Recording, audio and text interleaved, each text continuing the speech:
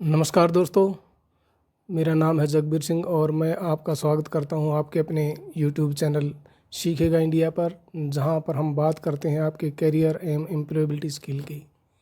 और उसी कड़ी के तहत आज हम बात करेंगे एम्प्लॉयबिलिटी स्किल मॉड्यूल 7.5 कार्यस्थल समावेशन पर। तो चलिए बात करते हैं कार्यस्थल समावेशन।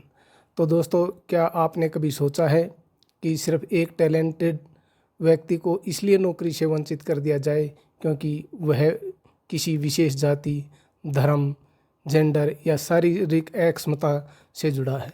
अगर हाँ, तो यह सिर्फ एक व्यक्ति की हार नहीं बल्कि पूरे संगठन के मूल्य और विकास की हार है। इसलिए आज हम बात कर रहे हैं समावेशी कार्यस्थल की। एक ऐसा माहौल जो हर इंसान को स्वीकारे, सराहे और उसे साथ लेकर चले। ठीक है, ये क्या होता है? कार्यस्थल समावेशन। समावेशन और विविधता में अंतर। लोग अक्सर विविधता या डाइवर्सिटी और समावेशन यानी इंक्लूजन को एक जैसा समझते हैं, लेकिन अंतर है।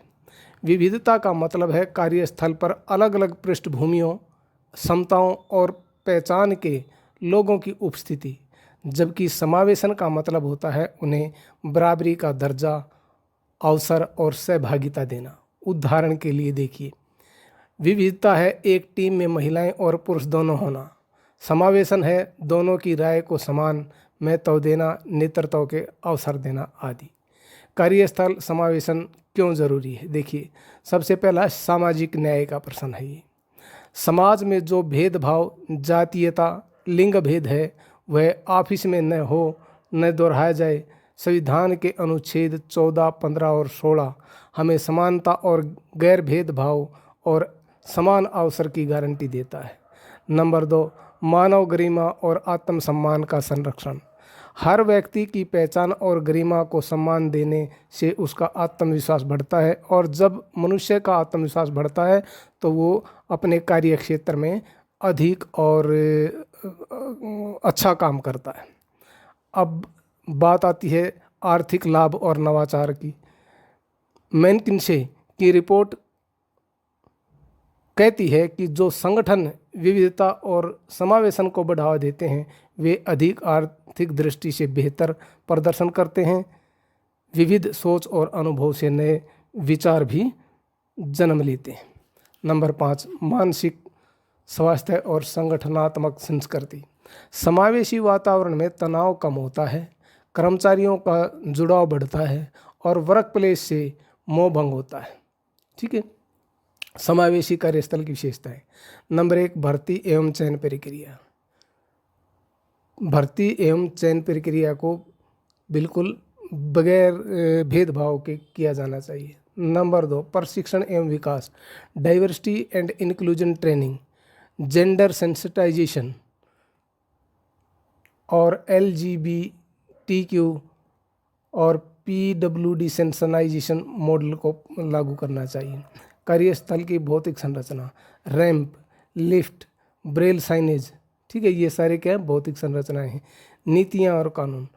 पोक्सो कानून 2013, महिलाओं के प्रति कार्यस्थल पर यौन उत्पीड़न से सुरक्षा।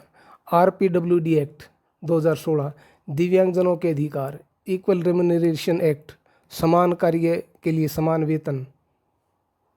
कंपनीज एक्ट, CSR गाइडलाइंस, सामाजिक समावेशन पर खर्च। ये सारे के सारे क्या हैं? समावेशी कार्यस्थल की विशेषताएं हैं।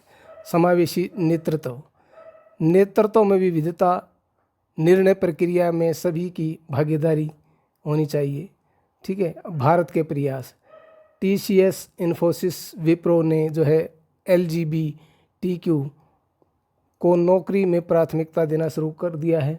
सरकारी उपक्रमों में SC, ST, OBC, PWD आरक्षण हो गया है। स्किल इंडिया में दिव्यांगजनों के लिए विशेष कौशल प्रशिक्षण शुरू हो गया है। कर्मचारी क्या कर सकते हैं?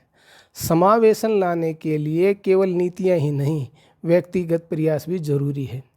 अपने पूर्वाग्रह यानी कि बायोस को पहचानें। ठीक है, विविधता को खुले दिल से अपनाएं। भेदभाव या उत्पीड़न देखें तो रिपोर्ट करें। दिव्यांग सहकर्मियों का सहयोग दें, भाषाई विविधता का सम्मान करें, अपनी भाषा, जोक और व्यवहार में सतर्कता बरतें। ठीक है, ये सारे के सारे कर्मचारी अपना प्रयास करें तो ये सारी की सारी जो है प्रॉब्लम ख़त्म हो सकती है। यदि समावेश न हो तो क्या होगा? अगर देखिए समावेश ना होगा तो उसके लिए देखिए कर्मचारी ही जिम्मेवार होंगे। कौन सा? नंबर 1, समावेशन की अनुपस्थिति से होता है क्या? कर्मचारियों का मनोबल गिरता है, टैलेंट का पलायन होता है, संगठन पर कानूनी दबाव बढ़ता है, समाज में असमानता बढ़ती है। इसलिए समावेश अब कोई विकल्प नहीं बल्कि ज़रूरत बन चुका है। समापन। समावेशन सिर्फ एक नीति ही नहीं, यह एक दृष्टिकोण है, एक संवेदनशीलता है, एक प्रतिबद्धता है। हर इंसान को इसकी पहचान, क्षमता और गरिमा के साथ अपनाने की आवश्यकता है। आइए हम सब मिलकर कार्यस्थल को सिर्फ एक जगह नहीं बल्कि एक परिवार बनाएं, जहां हर व्यक्ति कह सके मैं यहाँ हूँ, मैं मायने रखता हूँ। धन्यवाद।